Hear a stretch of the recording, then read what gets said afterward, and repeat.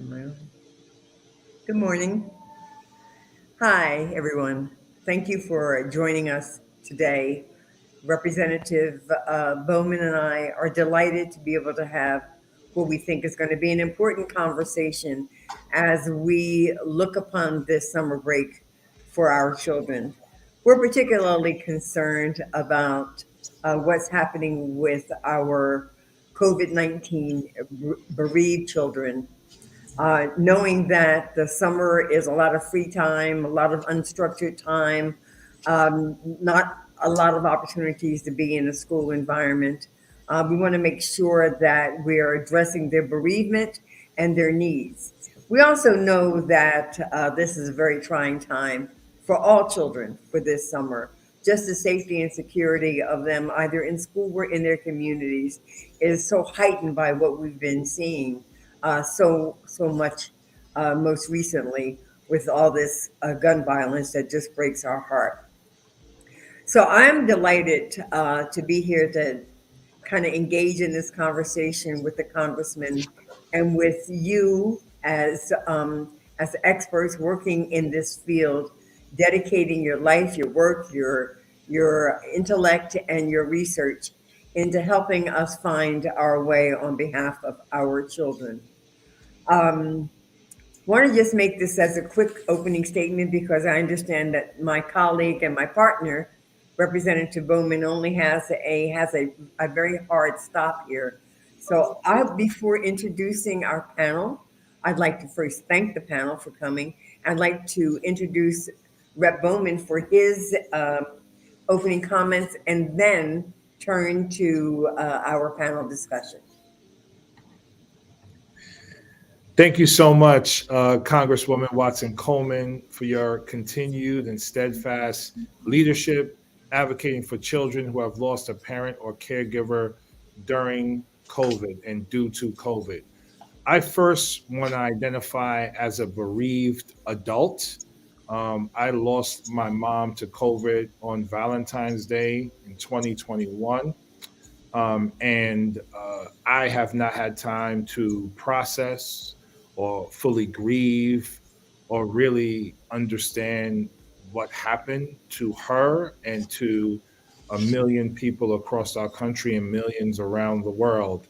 And although I am an adult, I was always my mother's baby and her son and her child.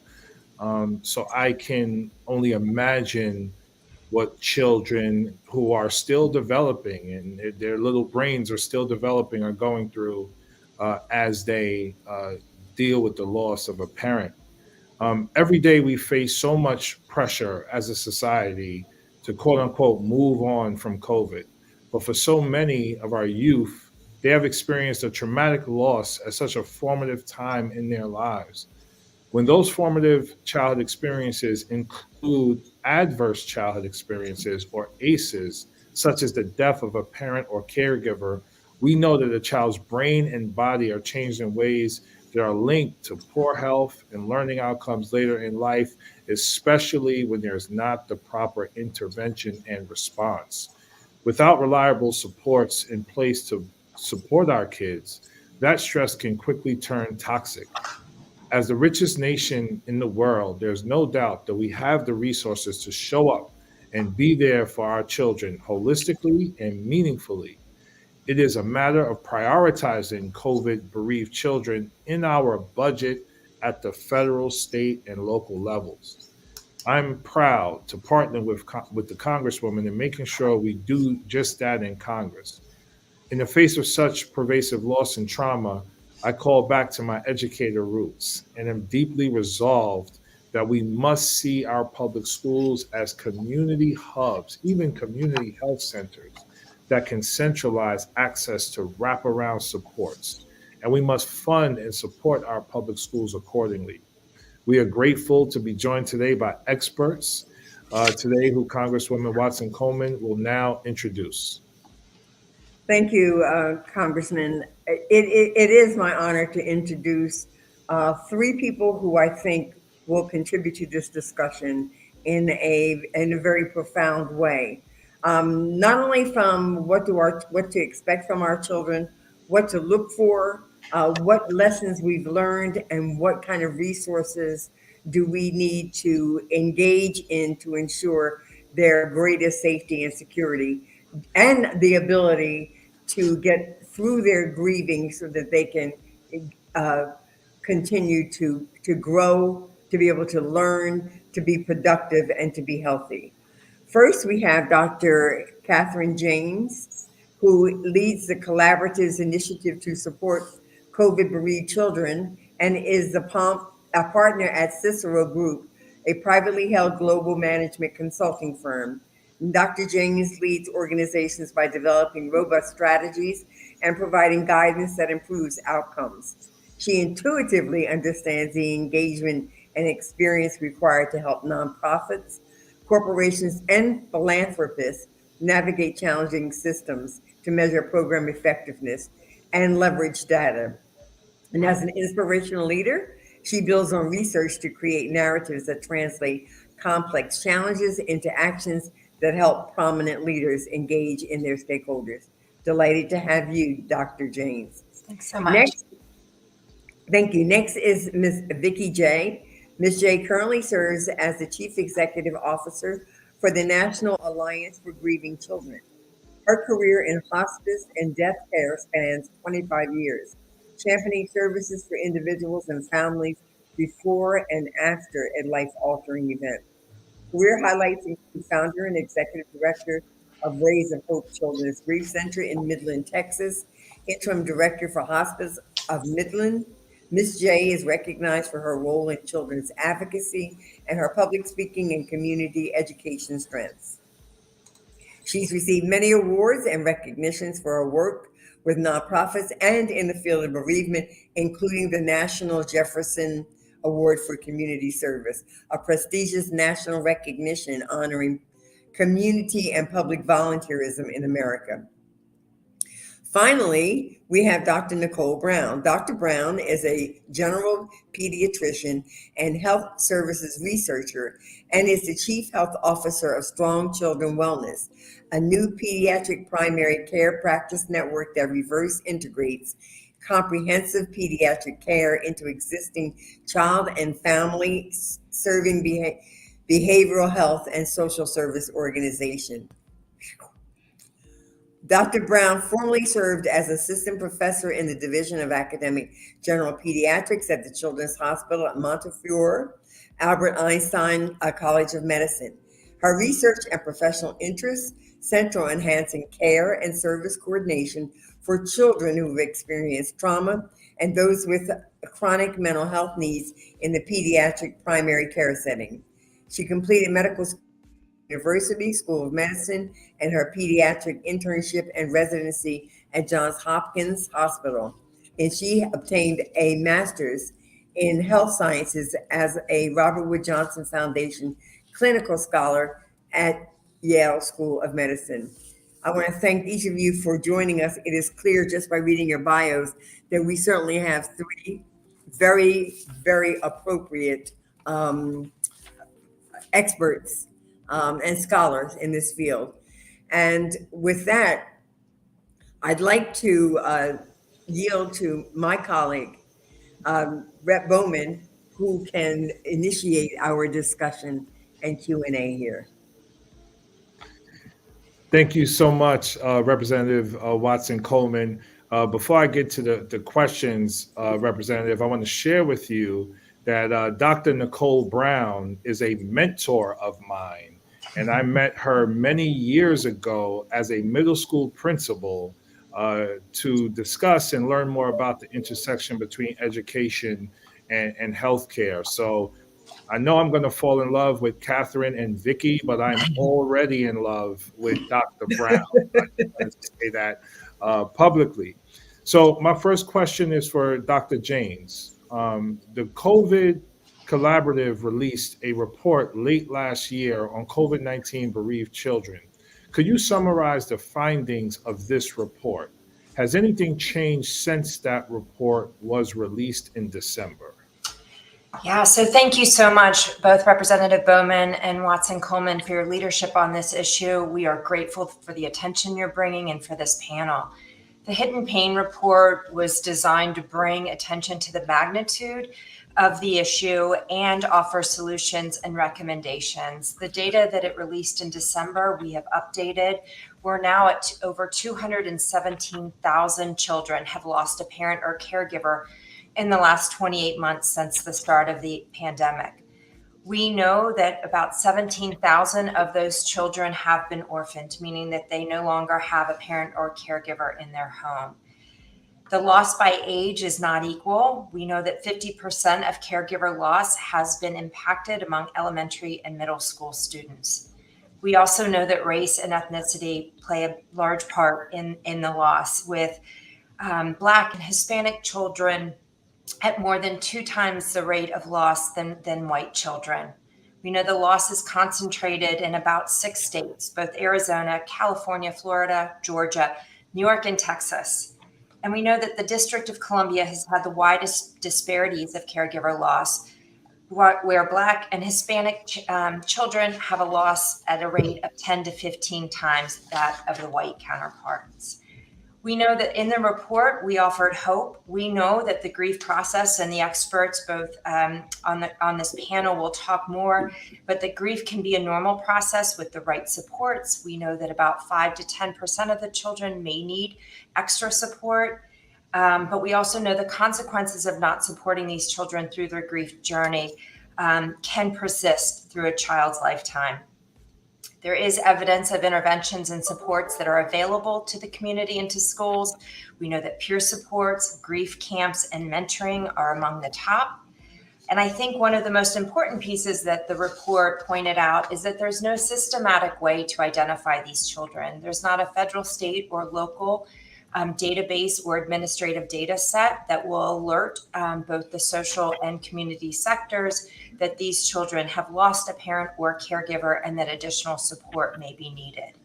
I think the change that we're really excited about is not only from yourselves. We know that Representative Watson Coleman did a resolution earlier this year alerting her colleagues to this issue, but we also are excited about President Biden's executive action, where he's calling all of government to create a response that would include these children and the support of these children. And so hoping to work and continue to work with the administration and yourselves throughout the summer and with our partners to really help push the support and information resources that we know are available so that we can enter the fall in a really great position.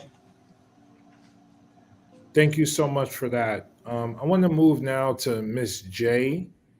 Ms. Jay, can you speak to what are the long-term consequences of losing a caregiver at a young age?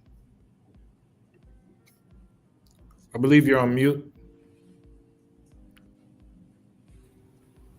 My apologies.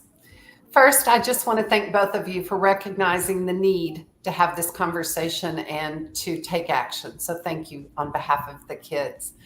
In addition to everything that Catherine shared in the numbers of kids that were affected by COVID, we have a childhood bereavement estimation model that says 1 in 13 children will lose a parent or a sibling before they graduate high school or before they reach the age of 18.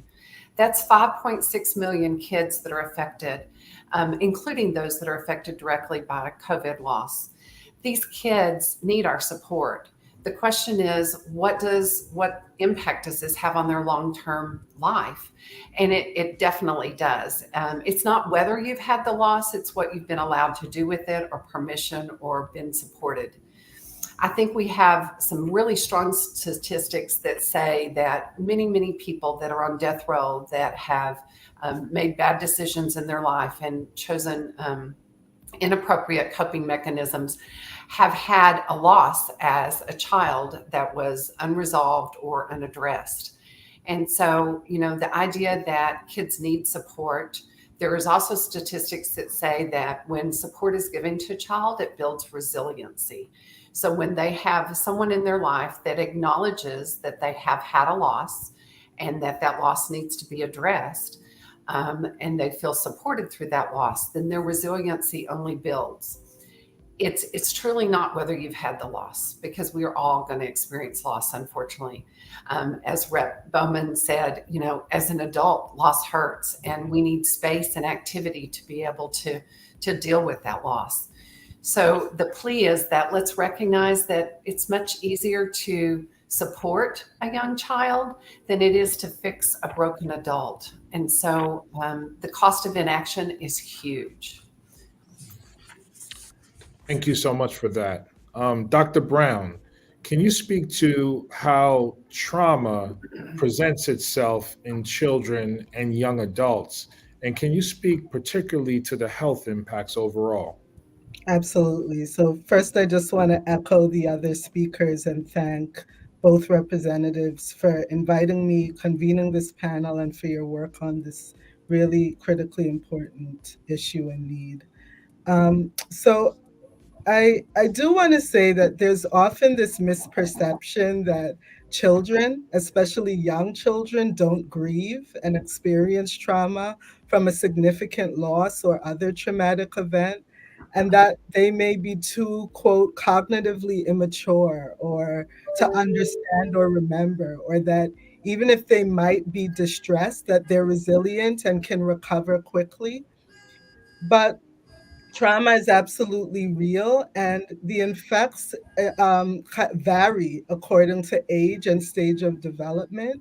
And so, in young children, a traumatic response may manifest as significant developmental regressions, as uncontrollable crying, frequent behavioral outbursts, withdrawal, or extreme separation anxiety. And in terms of the physical effects in that young child, if they're verbal, they might constantly complain of a tummy ache or a headache, and that might bring them to the attention of their doctor.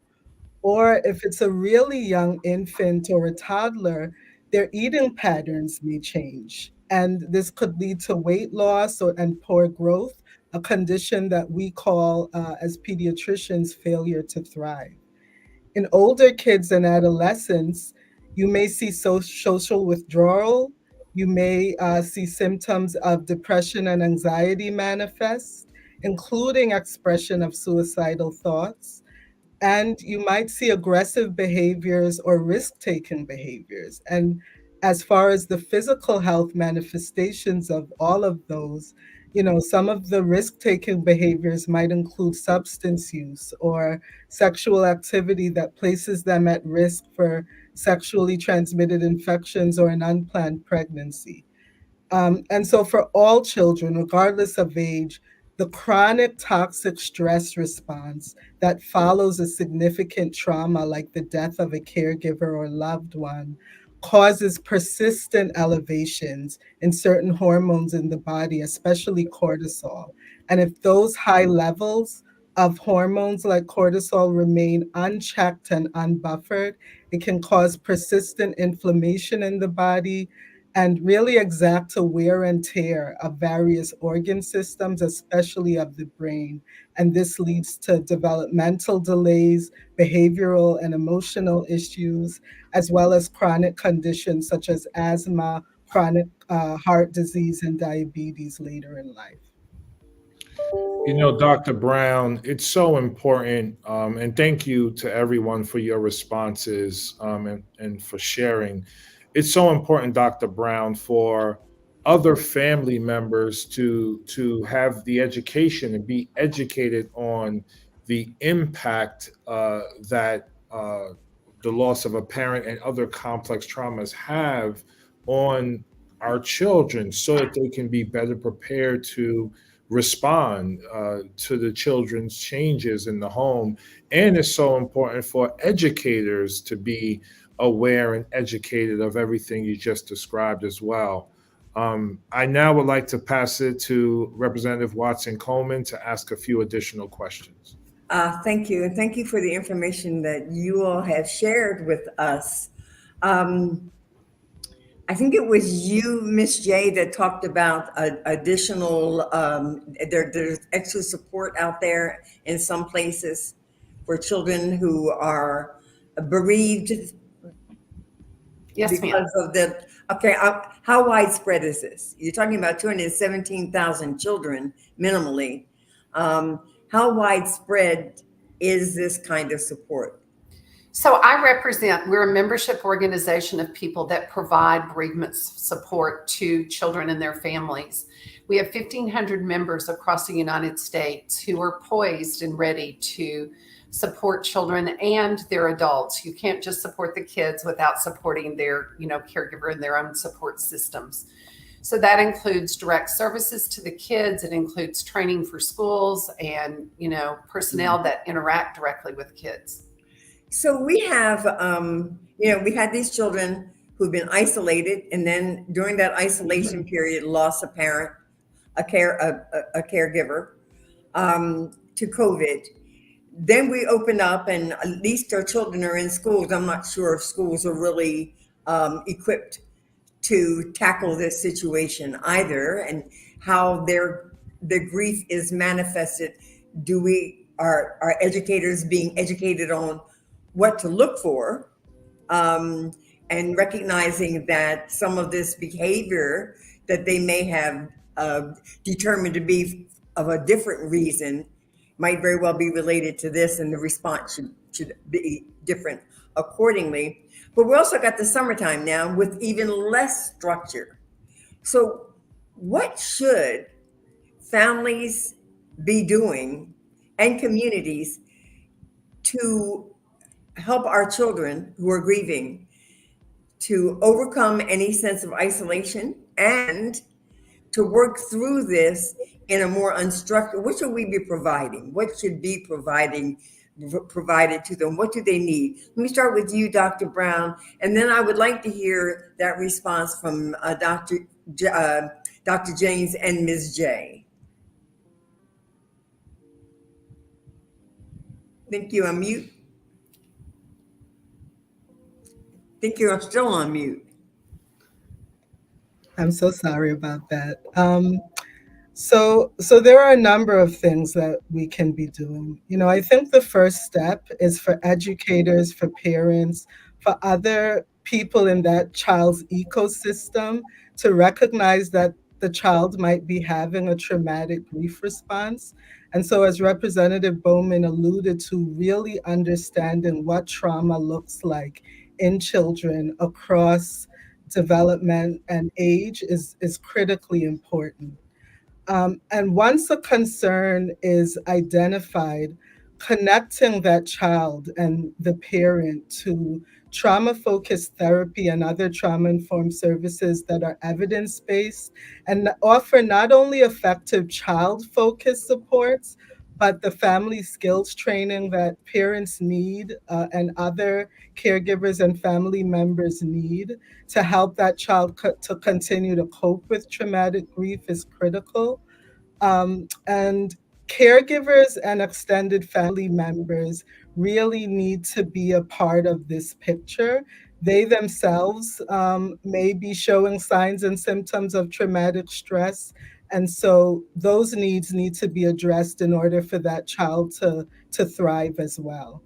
I practice in New York City. I've embedded my primary care practice in a large community mental health and social service organization that offers therapeutic services across the lifespan, from early childhood mental health through adulthood. And in my practice, we screen routinely for adverse childhood experiences like the death of a caregiver during visits. And we can leverage the community partnerships that we forged to make appropriate referrals if needed.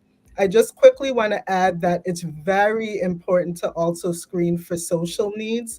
They often follow a traumatic loss. So with the loss of a loved one, especially a parent, also comes the loss of a breadwinner and financial support. And identifying unmet social needs like food and housing insecurity and unemployment, which have an enormous impact on mental and physical well-being, is critically important. And then wrapping social services as well as the mental health supports around that child and family are critically important steps to help build resiliency. Thank you.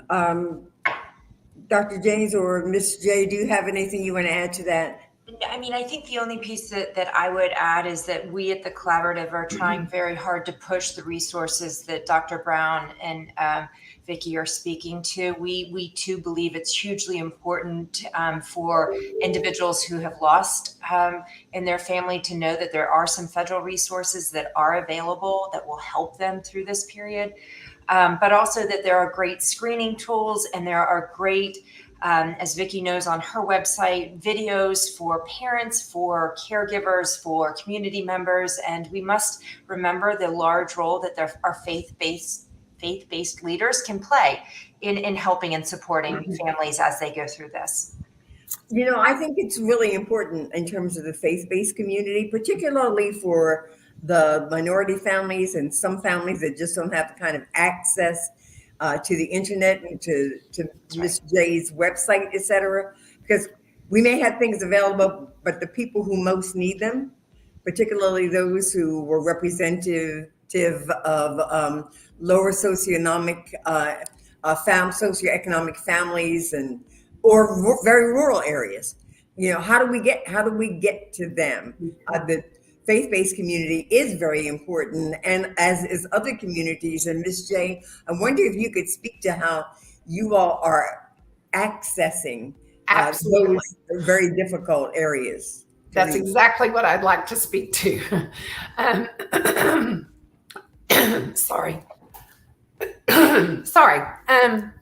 You know, kids, not unlike us, get a lot of support from peers. So when you're talking about summers and isolation and lack of routine and structure that is so important in the grief process, we have a lot of community agencies and our faith-based organizations that are willing or have programs in place or, you know, support activities where kids can be in community with each other. That's where they get their support. It's where they get their social skills, their emotional development. But the part of the problem in the summer is access, because usually we access kids through the school system. That is the one kind of consistent touch point we have. So if there was a more formalized process where schools could help community agencies and faith-based organizations connect with those kids and communicate with the families to know that these resources are available, most are without charge.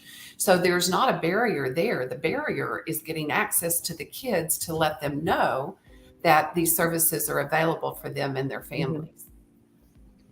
See, I know that Representative Bowman and I both agree that schools are so vitally important to our communities and that community schools are just essential to the well-being of our communities, particularly in the areas that the school represents the meal of the day, the connectivity of the day, and looking at schools as facilities and services that are open 12 months out of the year is something that we had kind of looked at in New Jersey, I guess a good 15 years ago. And while the concept is really good, we just never have seemed to be able to implement it, and we really need to rethink that.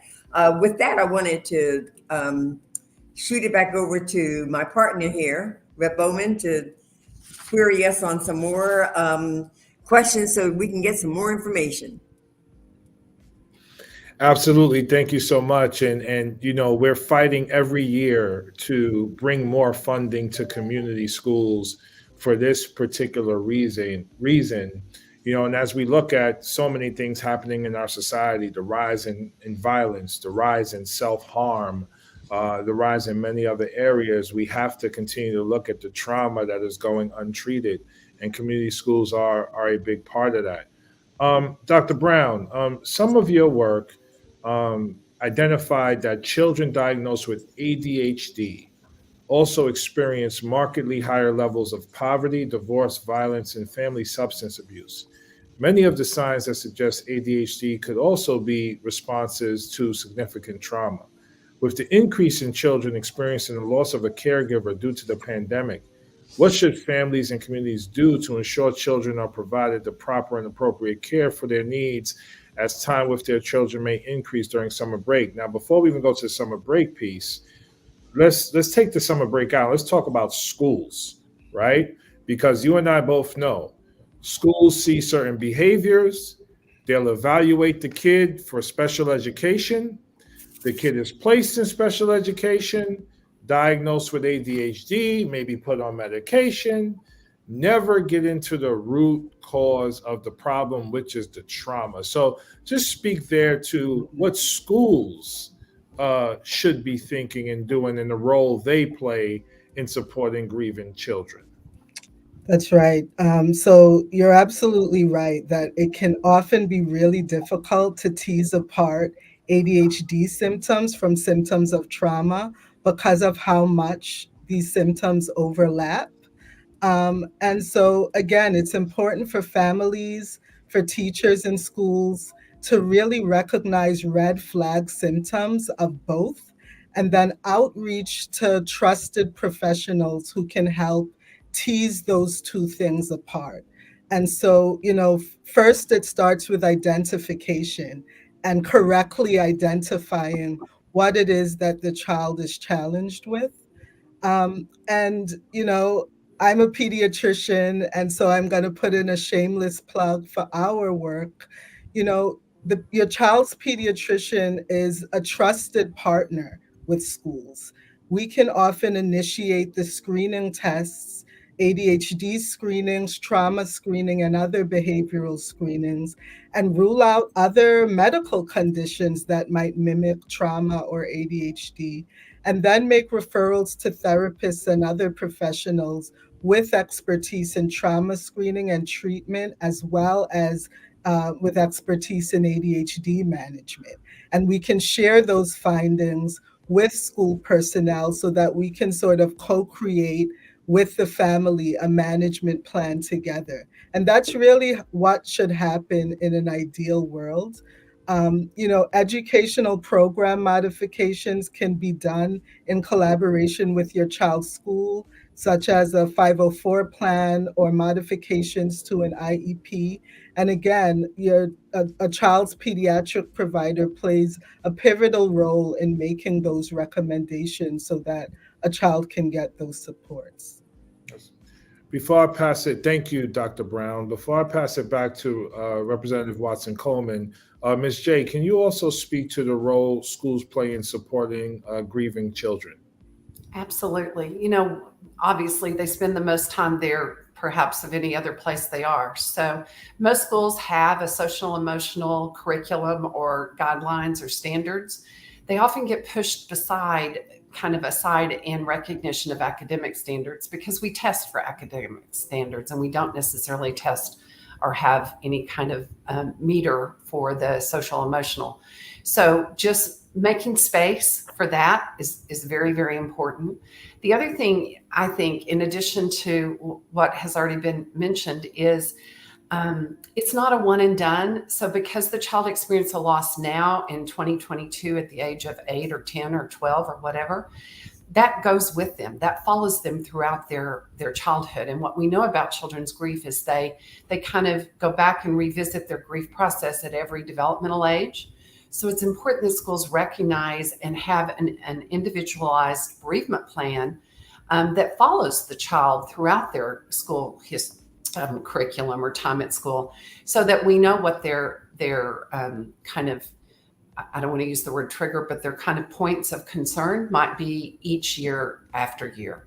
If we don't make space in the classroom, grief doesn't have to be a talk just about grief. It needs to be woven in and out the curriculum to allow students to have opportunity and space and to talk about grief.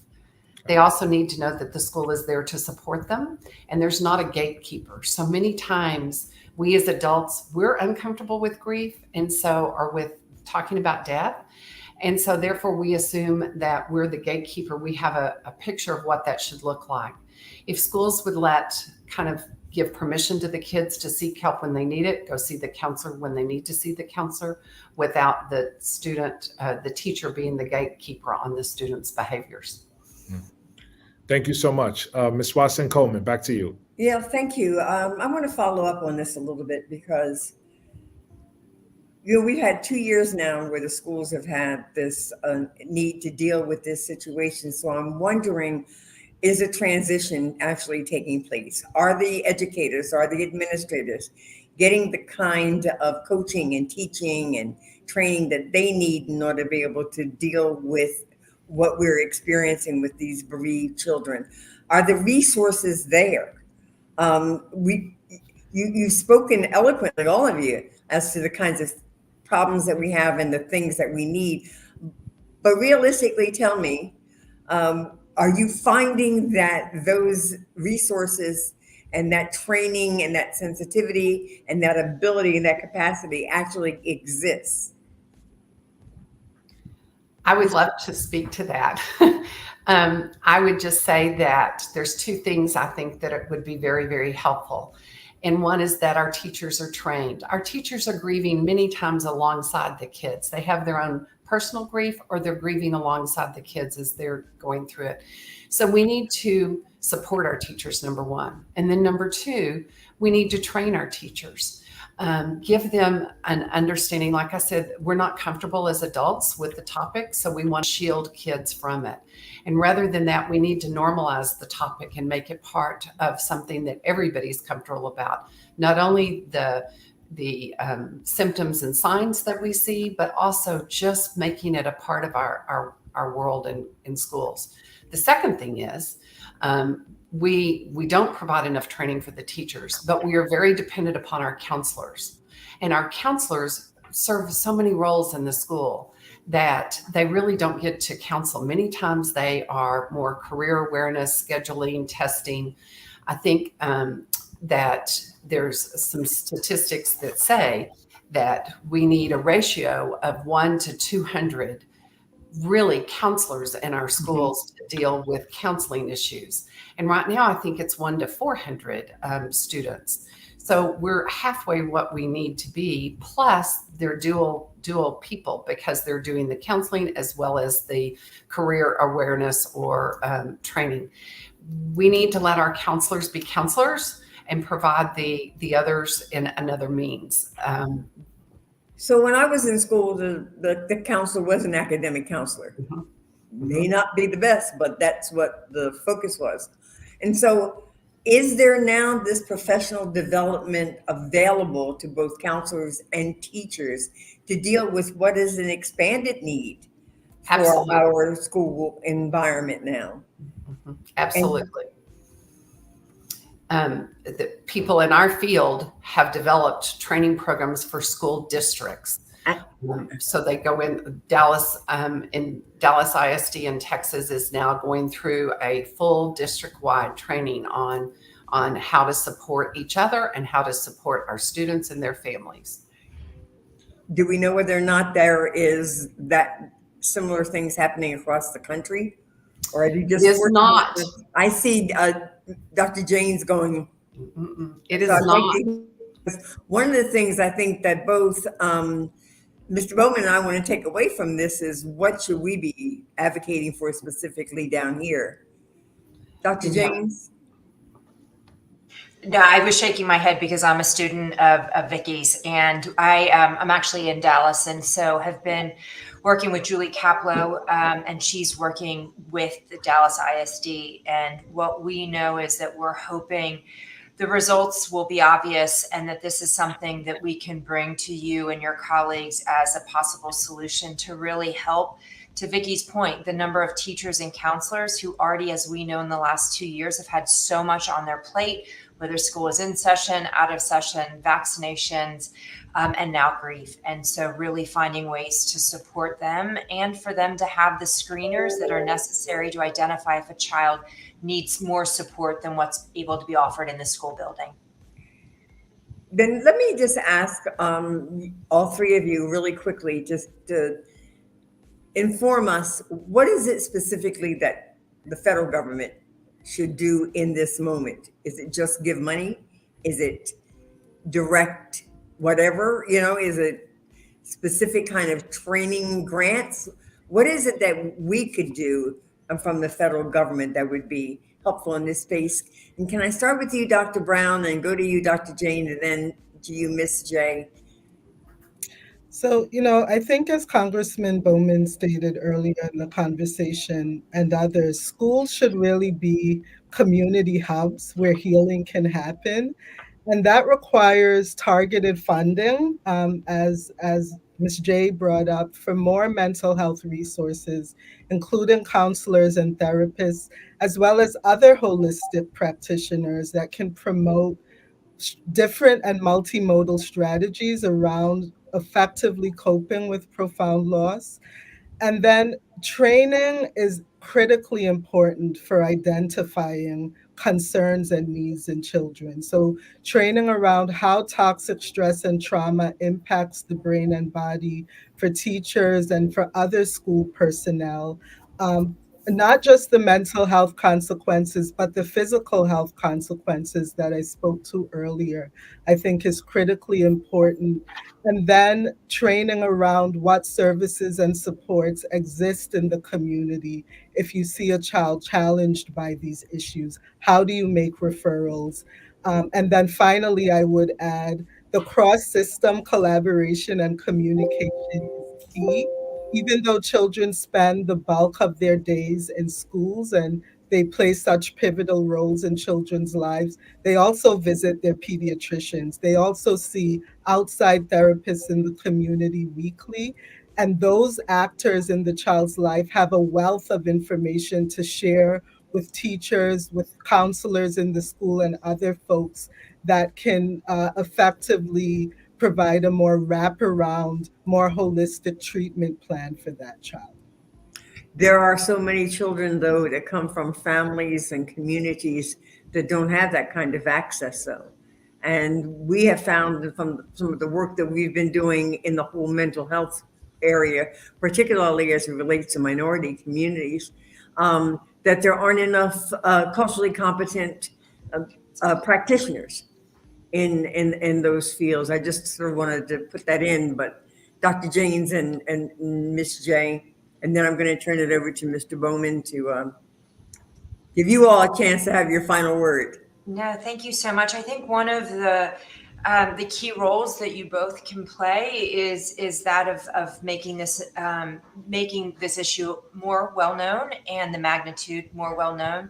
We also have asked your colleagues at the White House and in the Department of Ed and HHS to actually look throughout their programs that have already had allocated funds and see if any of those funds can be used to support schools and communities as they develop grief-sensitive programs and initiatives. You know, we think of COVID as a current crisis, but this is a crisis that will continue in the lives of children, whether it be death of a parent or caregiver from cancer, from military service, from violence. And so any support that we believe we can bring to schools through the COVID pandemic is just another resource that will survive past this. And so, again, grateful for your willingness to take this issue on and stand by you in any way that we can to help. Thank you. Ms. Jay. I would echo what they both said. Anything you can do, whether it's reallocating funds or just spreading the awareness. You know, number one, people don't want to even think that kids grieve. So if you just got on a marketing, initiative to say kids do grieve and they need us, and then help people redirect any funds to trainings. I don't know that a mandated training is necessarily what we're after, but the more education we can provide on this topic, the stronger our kids will be to take care of us in the future. Thank you. Pre-pandemic, we were realizing that we had a lot of work to do in the field of emotional and social development and mental health counseling, and helping even educators to recognize the manifestation of different traumas in school from children, and not just categorize them as troubled children or whatever. And so I'm going to turn it over to Rep. Bowman to close us out and perhaps give you a moment. But let me just say, Dr. Brown, thank you for mentoring Rep. Bowman. You did an excellent job. And I'm so glad that I got to share this panel discussion with with an educator who has such a passion for the educational and social well-being of our children in our community. So with that, I'm going to send it over to you, Rep. Bowman. Thank you, Rep. Watson Coleman, and thank you to all the panelists for being here for this incredible discussion. And thank you for the work you do every day. You know, as I said, I've known Dr. Brown for many years, and now Dr. Jaynes and Ms. Jay, I know and love you as well, because I know the work that you are doing every day for our most vulnerable people and most vulnerable children. This conversation needs to happen far and wide. And I would love to personally be in touch with the three of you, because I would love for you to have this conversation in my district, with our school districts, with our cities, our towns, and our municipalities, because I think this trauma-informed approach to governing, to city management, and to school systems and how they function is critical. You know, you mentioned over 5 million children, will lose a parent before their 18th birthday. I think that was the data point you mentioned, but also to over 200,000 have lost a parent due to COVID. And there's just so much other loss and traumas that we're completely unaware of and not responding to. So this conversation needs to continue to happen at Congress and at every level of government, and would love to follow up with you all. So thank you so much, and please, if you are okay, please have a 1-minute final comment to share with the world as we continue to move this work forward. I'm going to start with Dr. Brown, then Dr. Jaynes, and end with you, Ms. Jay.